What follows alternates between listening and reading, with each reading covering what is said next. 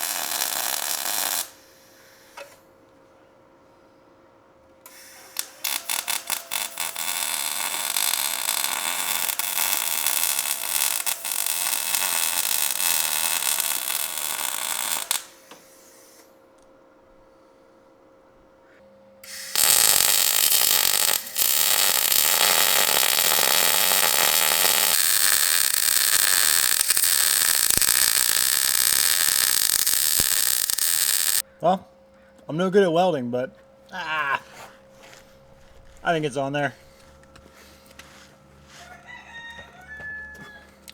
Let's test it.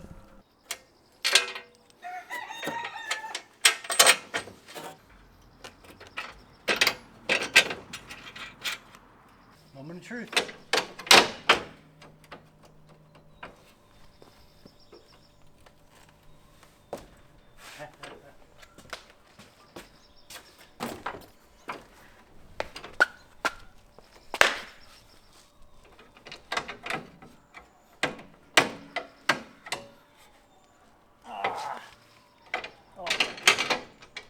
Just gotta tighten up these bolts, but